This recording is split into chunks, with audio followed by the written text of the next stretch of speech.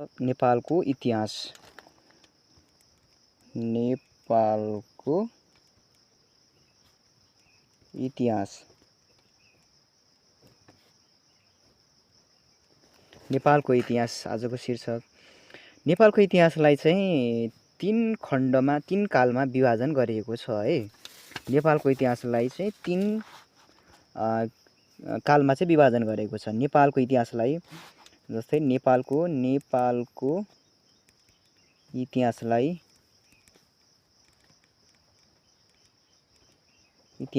3 भाग 3 कालमा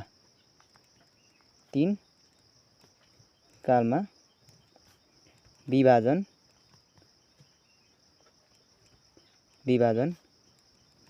गरिएको छ। त्यो चाहिँ कुन काल भन्दाखेरि एउटा प्राचीन काल, एउटा मध्यकाल र एउटा आधुनिक काल। एकदम सजिलो छ है।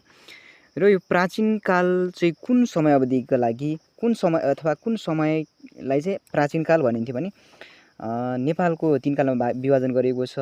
त्यसलाई त्यो कुन भन्दाखेरि यो प्राचीन काल,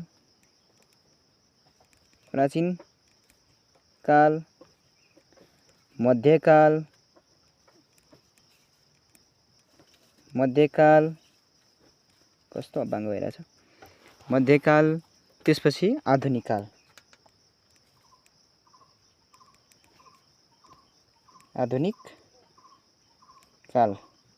गरेर 3 कालमा विभाजन गरिएको छ।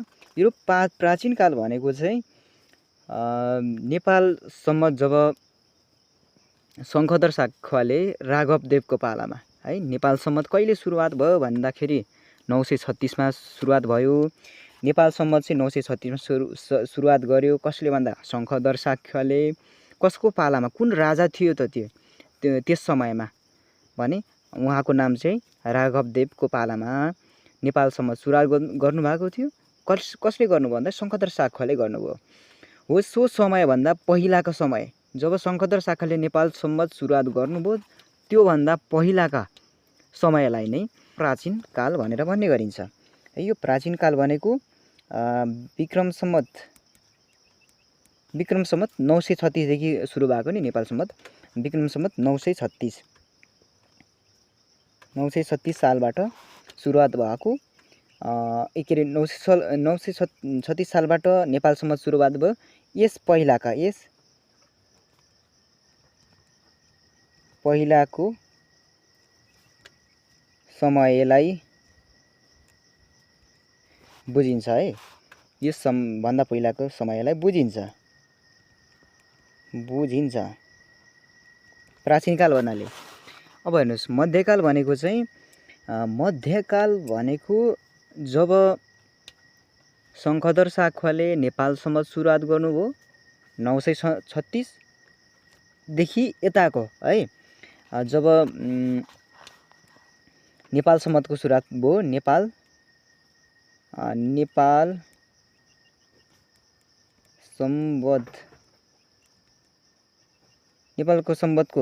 नेपालको सुरुवातपछि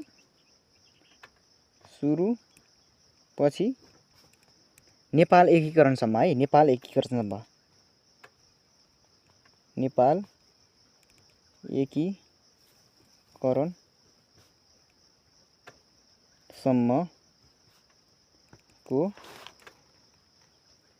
अवधि है। नेपाल सम्मतको सुरुपछि नेपाल एकीकरण समयसम्मको अवधिलाई मध्यकाल भनिन्छ। यस समयावधिलाई मध्यकाल भनिन्छ है। नेपाल एकीकरण भनेको पृथ्वीनारायण शाहले, पहिला त हाम्रो यो नेपाल विभिन्न टुक्रामा थियो नि त, धेरैजना राजाहरू थिए। त्यसलाई चाहिँ एकीकरण पृथ्वीनारायण शाहले जब गर्नुभयो 1825 मा, त्यस समयदेखि अगाडिको समय शङ्खधर साक्यले नेपालसम्म सुरुवात गर्नुभएको 936 देखि पछिको समयलाई मध्यकाल भनिन्छ है। शङ्खधर साक्यले नेपालसम्म सुरुवात गर्नुभएपछि र पृथ्वीनारायण शाहले नेपाल एकीकरण गर्नुभन्दा अघिको समय नै नेपालको मध्यकाल हो। र शङ्खद्र शाखाले जब नेपाल सम्मत सुरु गर्नुभन्दा अगाडि अथवा 936 भन्दा अगाडि भन्नु एउटै हो, त्योभन्दा अगाडि चाहिँ नेपालको प्राचीन इतिहास हो। अब आधुनिक काल भनेको हेर्नुहोस् है, आधुनिक काल भनेको जब मध्यकाल सकिन्छ। कुन बेला मध्यकाल सकियो भन्दा पृथ्वीनारायण शाहले नेपाल एकीकरण गरे पश्चात नेपालको मध्यकाल सकियो भनेको छौँ है। त्यस समय पश्चात नै नेपालको आधुनिक काल सुरुवात भयो भनेको विक्रम सम्वत 1825 पछिको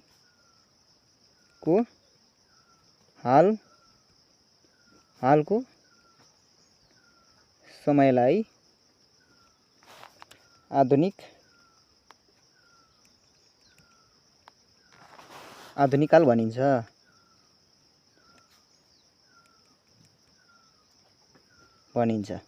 है। यसरी बुझ्नु पर्यो। नेपालको इतिहासलाई यसरी विभिन्न खण्डमा विभाजन गरिएको छ, विभिन्न काल अनुसारले विभाजन गरिएको छ। बुटवल भन्ने ठाउँ छ नि, त्यसमा चाहिँ रामाफितेकस मानव अवशेष चाहिँ 1 करोड वर्ष पहिलेको भेटिएको थियो के। 1 करोड वर्ष पहिलादेखि नै भेटिएको थियो। नेपालमा चाहिँ 1 करोड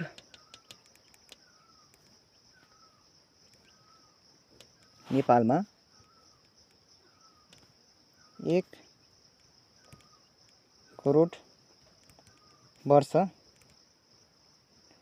पहिलेबाट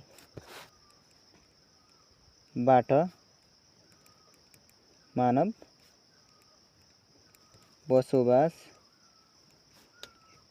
रहेको पाइएको है। नेपालमा चाहिँ 1 करोड वर्ष पहिलादेखि नै मानिस बसोबास गरेको पाइएको थियो। नेपाल भन्ने शब्द चाहिँ विक्रम सम्वत 569 मा लेखिएको के। टिस्टुङ शिलालेख, यो शिलालेख यस्तो हुन्छ है। यो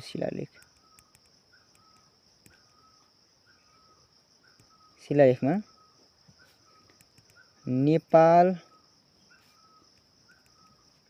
शब्दको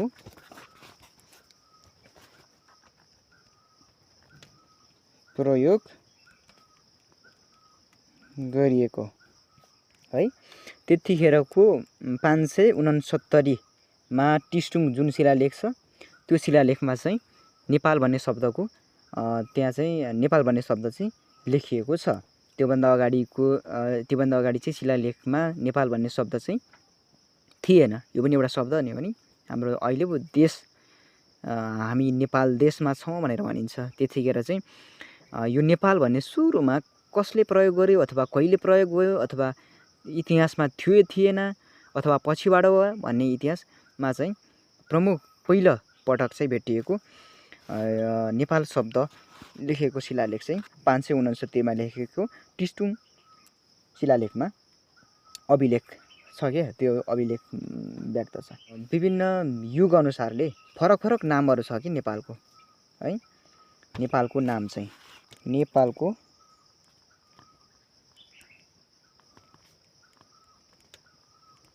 नामकरण अथवा नाम भनौँ न। नेपालको नाम चाहिँ के थियो त भन्दाखेरि पहिलो युग रहेको छ हाम्रो। पहिलो युग रहेको छ।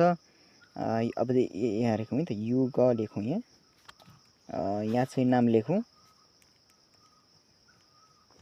र यहाँ चाहिँ त्यो युगको राजा पनि जान्नुपर्छ है हामीले।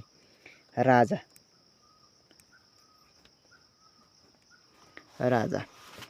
अब युग भनेको चाहिँ सत्ययुग सबैभन्दा पहिलो युग भनेको सत्ययुग हो। सत्ययुग। सत्ययुगमा राजा को थिए भन्दाखेरि यो राजा चाहिँ ययति थिए।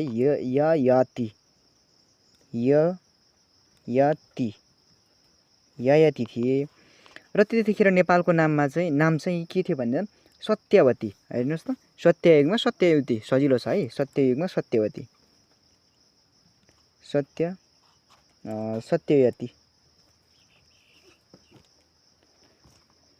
सत्यवती थियो। अनि त्रेतायुग, त्यसपछिको युग त्रेतायुग। यो क्रमैसँग जान्नु पनि पर्छ है हामीले। सत्ययुग थियो, त्यसपछि त्रेतायुग थियो, त्यसपछि द्वापर युग थियो, त्यसपछि अहिले कलियुग छ भनेर पढ्नु पर्यो। त्रेतायुग,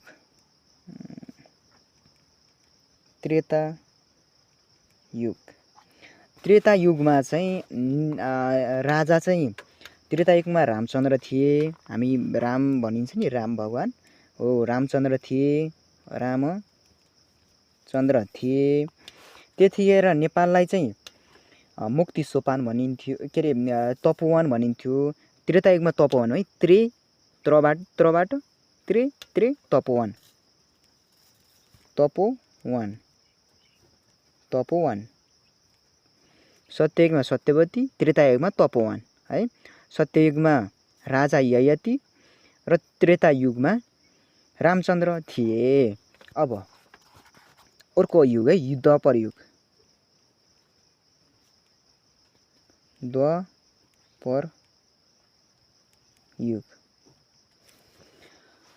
द्वापर युगमा चाहिँ नेपाललाई मुक्ति सोपान भनिन्थ्यो है।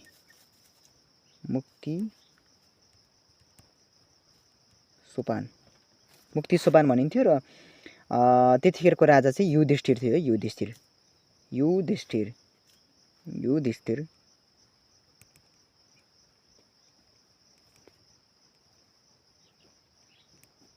युधिष्ठिर थिए। अर्को रहेको छ कलियुग, जुन अहिले हामी बाँचिरहेको छौँ। यो कलियुग है। कलियुगमा अहिले नेपाल भनिन्छ है। नेपाल भनिन्छ भने राजा भोजराज छ है। भोजराजलाई मानिन्छ।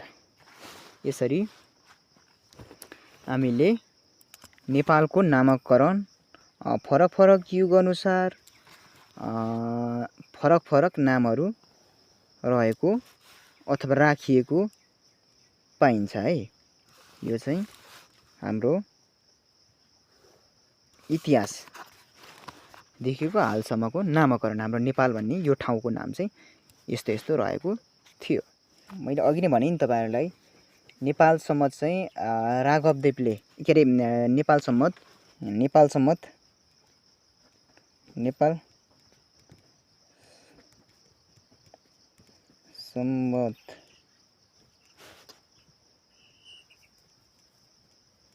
कसले चलाएको थिए भन्दा शङ्खधर शाखा।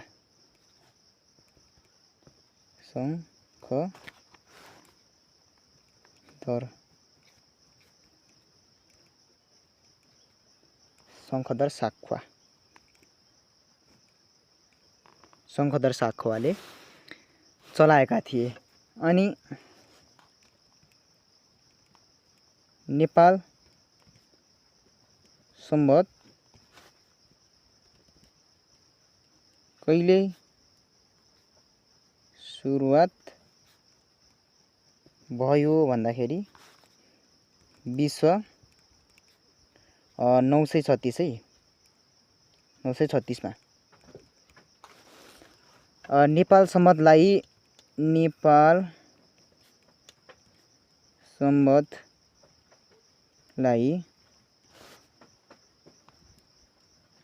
कहिले राष्ट्रिय मान्यता दिइयो भन्दाखेरि विक्रम सम्वत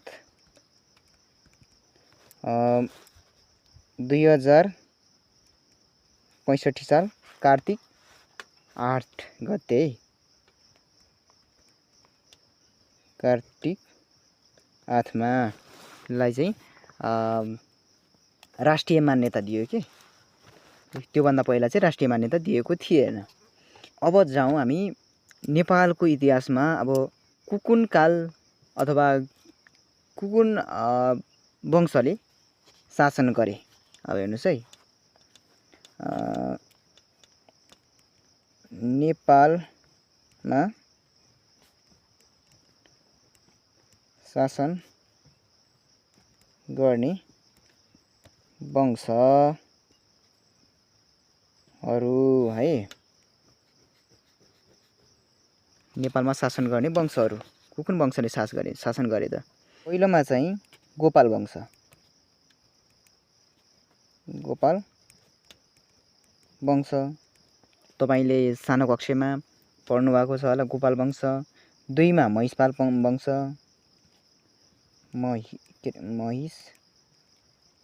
महिषपाल वंश। यसलाई अभिर वंशी पनि भन्छ है। यसलाई चाहिँ अहिर अथवा अभिर वंश पनि भनिन्छ यसलाई है। अनि 3 मा किरात काल। त्यसपछि आएर सोमवंश।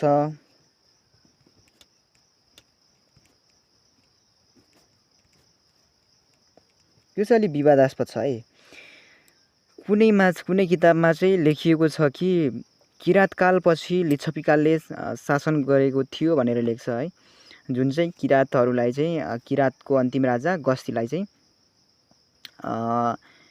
लिच्छवी राजा लिच्छवीहरूले चाहिँ आक्रमण गरेर च्यासलमा कति 800 जना जति किरातीहरूलाई चाहिँ मारेर त्यसपछि शासन लिच्छवीहरूले लिएको, लिच्छवीले शासन गरेको भन्ने छ भने कतिपय किताबमा किरातपछि सोमवंशले शासन गरेको भन्ने छ।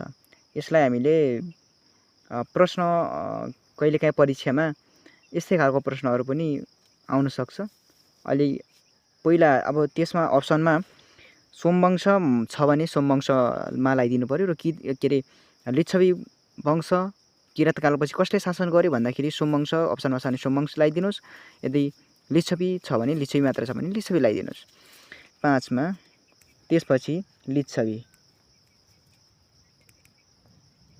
काल। त्यसपछि 6 मा मल्लकाल। त्यसपछि 7 मा त शाहवंश जुन अहिले राजा हटाइसकेको छ है। राजा छैन हाम्रो देशमा अहिले हालको लागि।